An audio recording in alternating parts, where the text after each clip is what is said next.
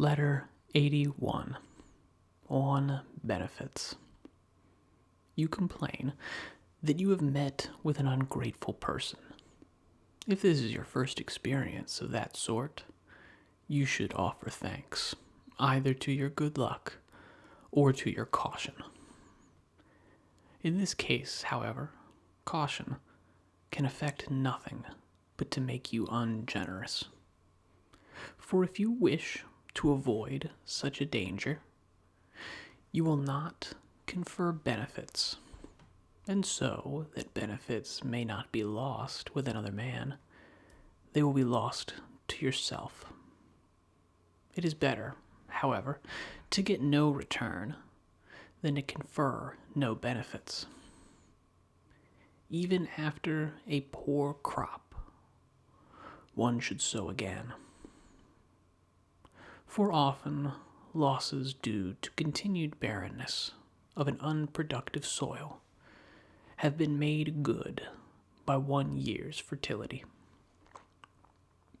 In order to discover one grateful person, it is worthwhile to make trial of many ungrateful ones.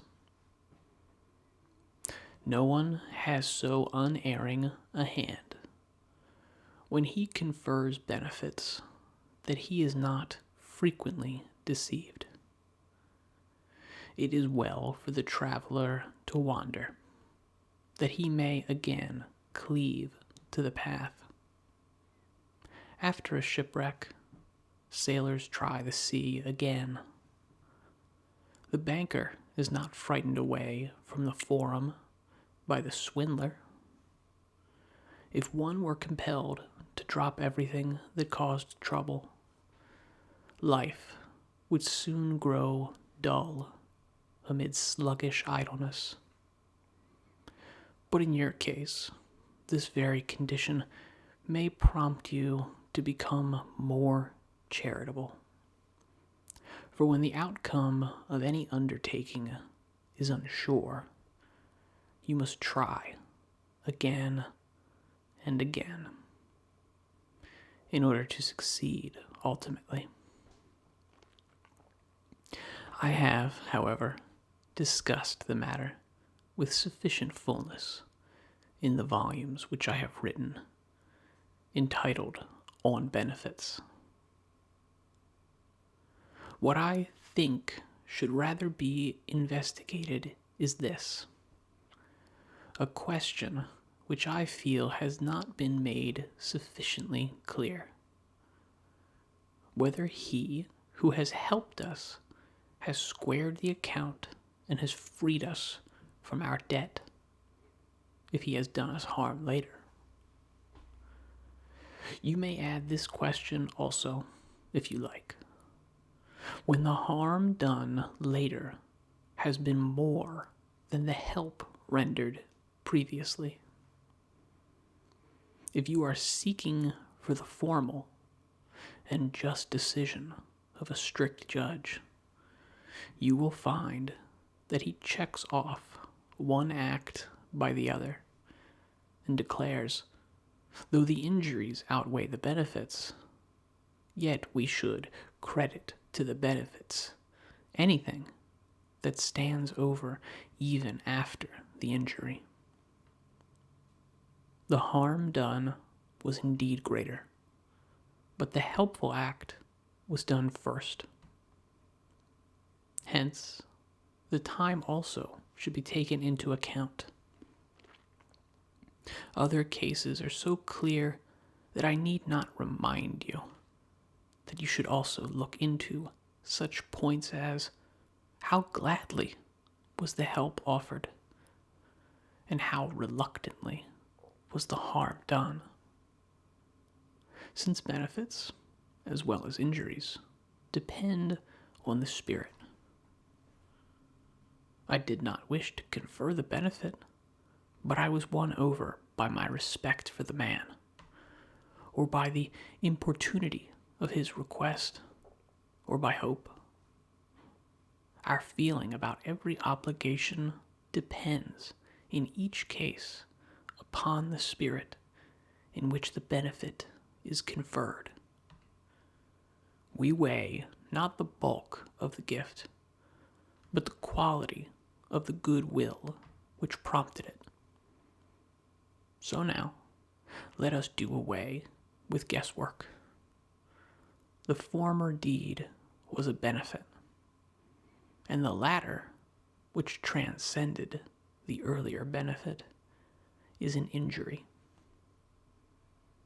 The good man so arranges the two sides of his ledger that he voluntarily cheats himself by adding to the benefit and subtracting from the injury. The more indulgent magistrate, however, and I should rather be such a one, will order us to forget the injury and remember the accommodation. But surely, you say, it is the part of justice to render to each that which is his due. Thanks in return for a benefit and retribution, or at any rate ill will in return for an injury. This, I say, will be true when it is one man who has inflicted the injury and a different man who has conferred the benefit.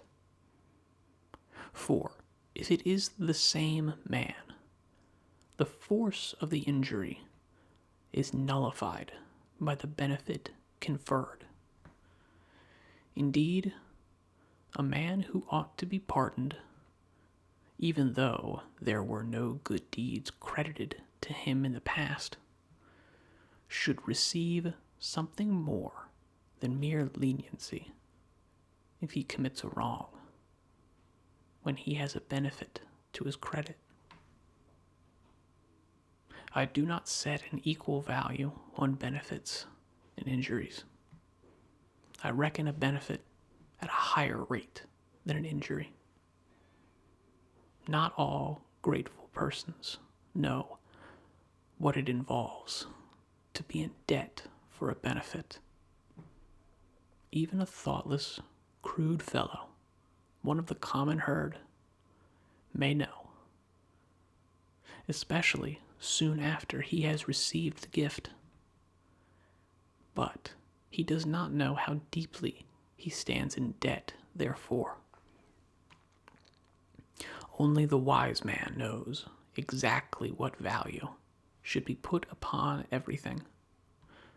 For the fool whom I just mentioned, no matter how good his intentions may be, either pays less than he owes, or pays it at the wrong time or at the wrong place.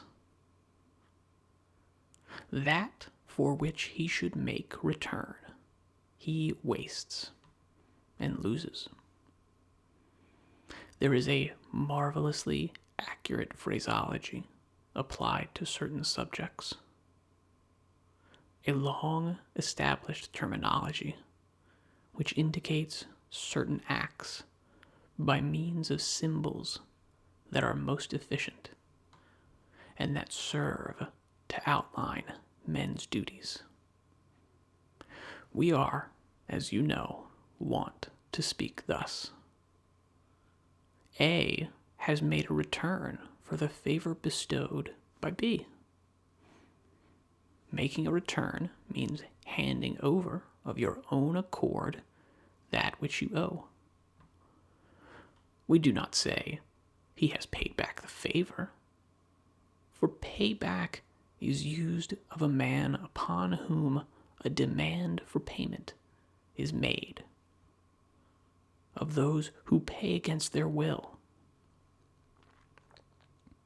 of those who pay under any circumstances whatsoever, and of those who pay through a third party.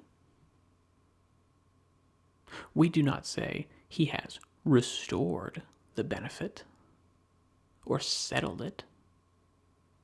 We have never been satisfied with a word which applies properly to a debt of money. Making a return means offering something to him from whom you have received something. The phrase implies a voluntary return. He who has made such a return has served the writ upon himself. The wise man will inquire in his own mind into all the circumstances, how much he has received, from whom, when, where, how. And so we declare that none but the wise man knows how to make return for a favor. Moreover, none but the wise man knows how to confer a benefit. That man, I mean, who enjoys the giving more than the recipient enjoys the receiving. Now, some person will reckon this remark as one of the generally surprising statements, such as we Stoics are wont to make, and such as the Greeks call paradoxes. And will say, do you maintain, then, that only the wise man knows how to return a favor? Do you maintain that no one else knows how to make restoration to a creditor for a debt? Or, on buying a commodity, to pay full value to the seller? In order not to bring any odium upon myself, let me tell you that Epicurus says the same thing. At any rate, Metrodorus remarks that only the wise man knows how to return a favor. Again, the objector mentioned above wonders at our saying. The wise man alone knows how to love? The wise man alone is a real friend. And yet, it is a part of love and of friendship to return favors. Nay, further, it is an ordinary act, and happens more frequently than real friendship.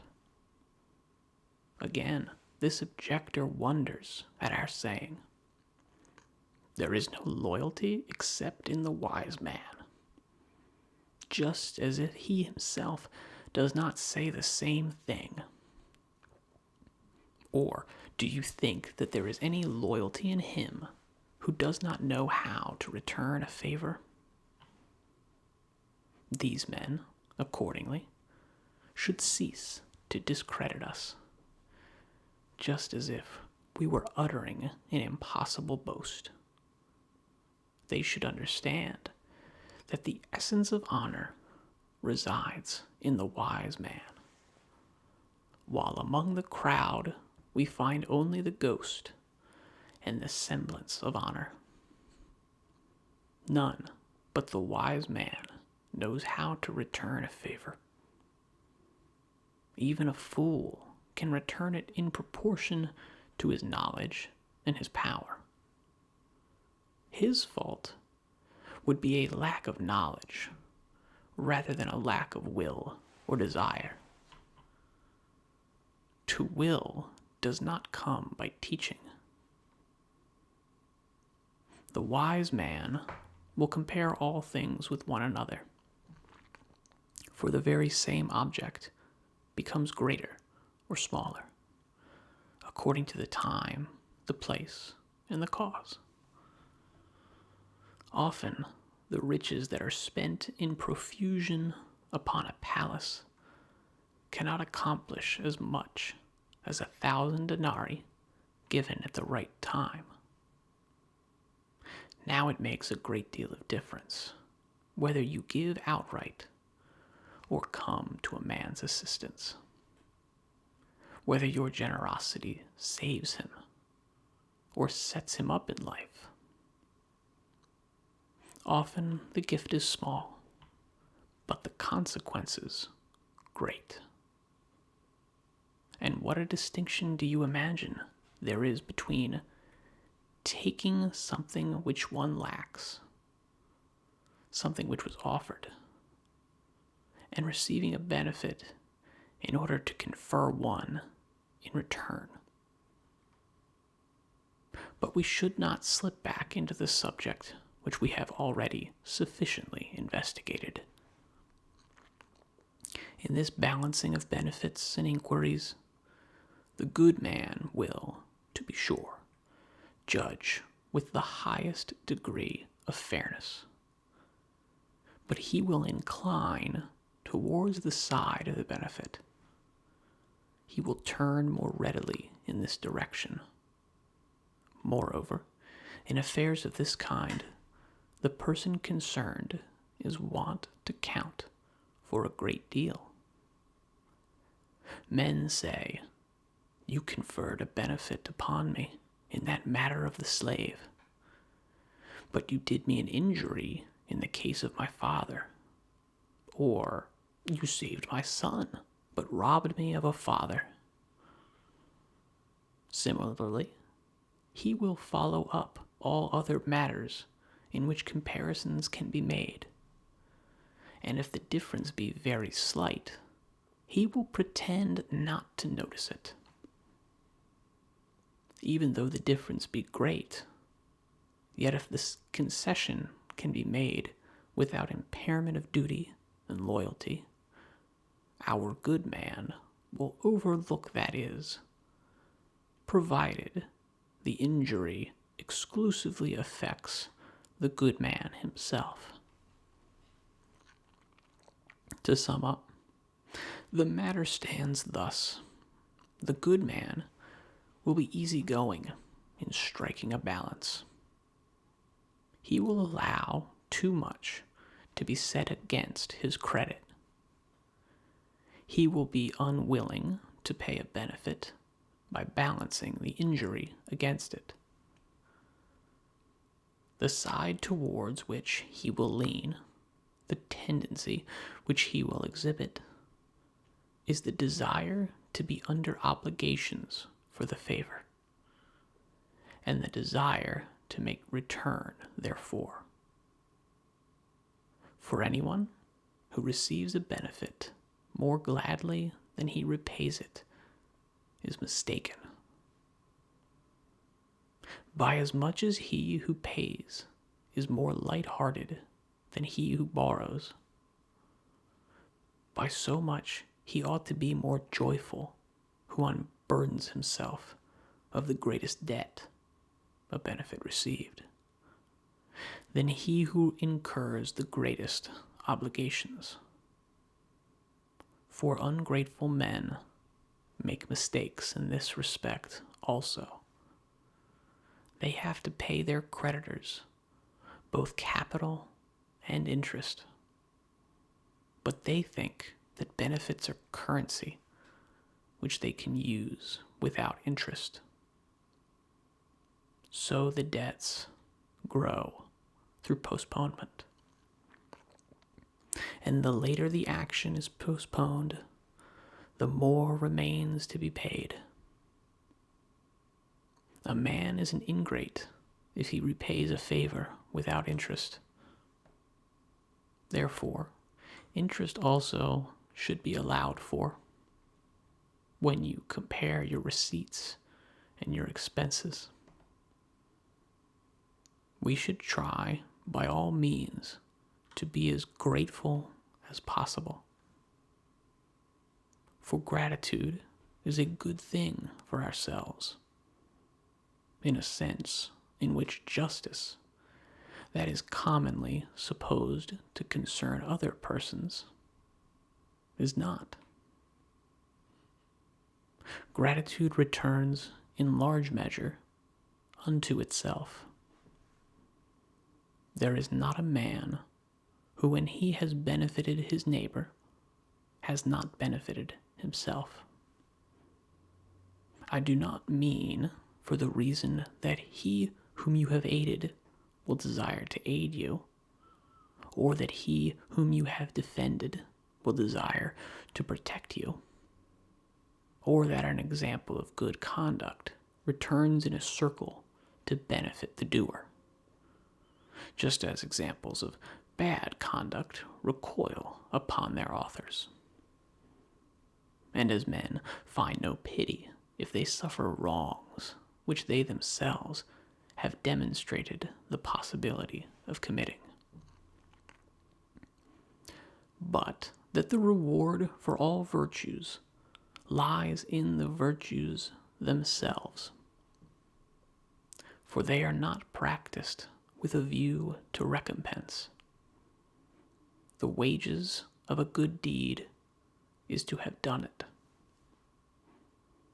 I am grateful, not in order that my neighbor, provoked by the earlier act of kindness, may be more ready to benefit me, but simply in order that I may perform a most pleasant and beautiful act.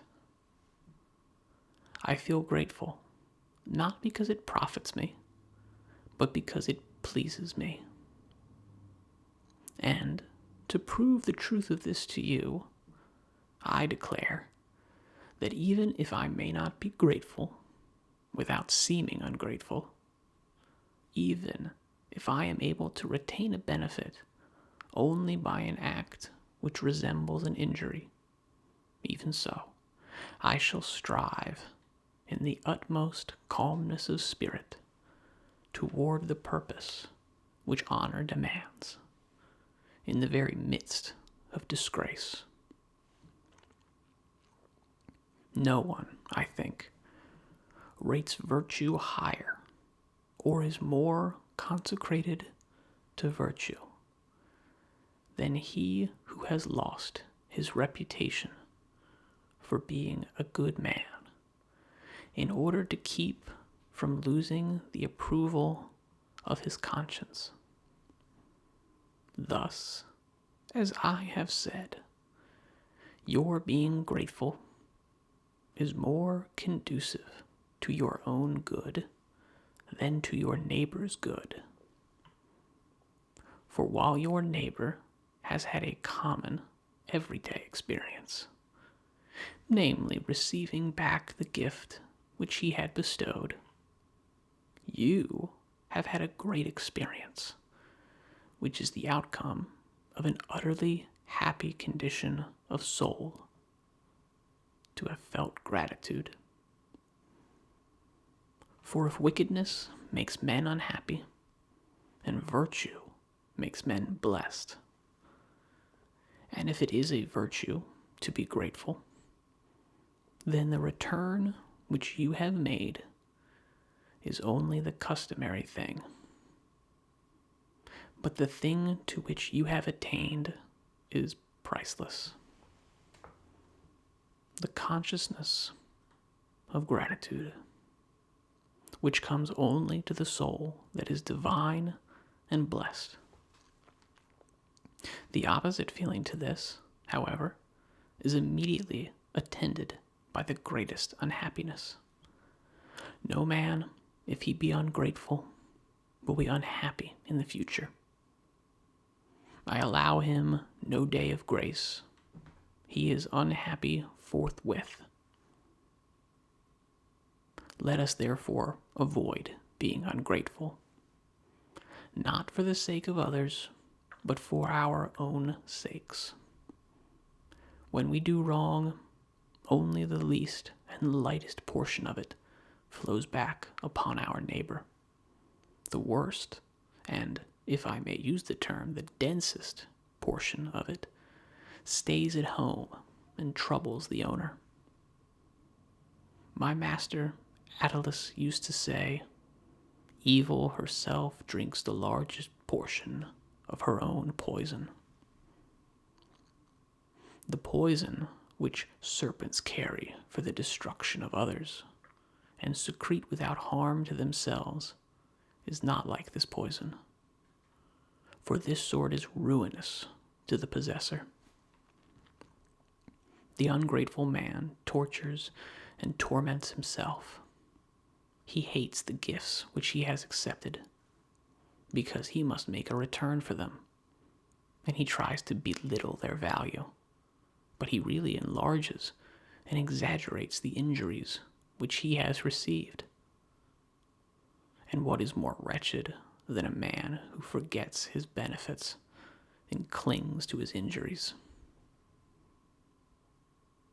Wisdom, on the other hand, lends grace to every benefit, and of her own free will commends it to her own favor, and delights her soul by continued recollection thereof. Evil men have but one pleasure in benefits, and a very short-lived pleasure at that. It lasts only while they are receiving them. But the wise man derives therefrom an abiding and eternal joy. For he takes delight not so much in receiving the gifts as in having received it. And this joy never perishes. It abides with him always. He despises the wrongs done him. He forgets them, not accidentally, but voluntarily. He does not put a wrong construction upon everything, or seek for someone whom he may hold responsible for each happening. He rather ascribes even the sins of men to chance. He will not misinterpret a word or a look. He makes light of all mishaps by interpreting them in a generous way.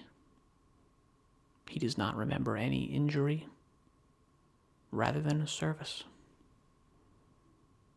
As far as possible, he lets his memory rest upon the earlier and the better deed, never changing his attitude towards those who have deserved well of him, except in climes where the bad deeds far outdistance the good, and the space between them is obvious, even to one who closes his eyes to it.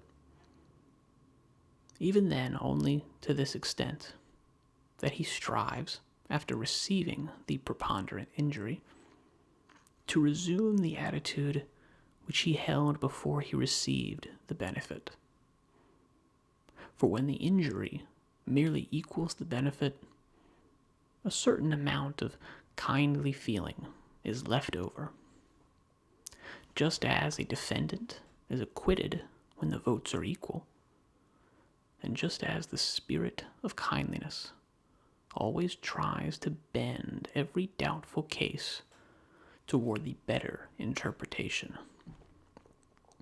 so the mind of the wise man, when another's merits merely equal his bad deeds, will, to be sure, cease to feel an obligation, but does not cease to desire to feel it, and acts precisely like the man who pays his debts, even after they have been legally canceled. But no man can be grateful unless he has learned to scorn the things which drive the common herd to distraction. If you wish to make return for a favor, you must be willing to go into exile, or to pour forth your blood, or to undergo poverty, or, and this will happen frequently, even to let your very innocence be stained and exposed to shameful slanders. It is no slight price that a man must pay for being grateful. We hold nothing dearer than a benefit. So long as we are seeking one, we hold nothing cheaper after we have received it. Do you ask what it is that makes us forget benefits received? It is our extreme greed for receiving others. We consider not what we have obtained, but what we are to seek. We are deflected from the right course by riches, titles, power, and everything which is valuable in our opinion, but worthless when rated at its real value. We do not know how to weigh matters. We should take counsel regarding them, not with their reputation, but with their nature. Those things possess no grandeur wherewith to enthrall our minds, except the fact that we have become accustomed to marvel at them. For they are not praised because they ought to be desired, but they are desired because they have been praised. And when the error of individuals has once created error on the part of the public, then the public error goes on creating error on the part of individuals. But just as we take on faith such estimates of values, so let us take on the faith of the people this truth, that nothing is more honorable than a grateful heart. This phrase will be echoed by all cities and by all races, even those from savage countries. Upon this point, good and bad will agree. Some praise pleasure, some prefer toil. Some say that pain is the greatest of evils. Some say it is no evil at all. Some will include riches in the supreme good. Others will say that their discovery meant harm to the human race, and that none is richer than he to whom fortune has found nothing to give. Amid all this diversity of opinion, all men will yet with one voice, as the saying is, vote aye to the proposition that thanks should be returned to those who have deserved well of us. On this question, the common herd, rebellious as they are, will all agree. But at present, we keep paying back injuries instead of benefits. And the primary reason why a man is ungrateful is that he has found it impossible to be grateful enough. Our madness has gone to such lengths that it is a very dangerous thing to confer great benefits upon a person. For just because he thinks it shameful not to repay, so he would have none left alive whom he should repay. Keep for yourself what you have received. I do not ask it back. I do not demand it. Let it be safe to have conferred a favor. There is no worse hatred than that which springs from shame at the desecration of a benefit. Farewell.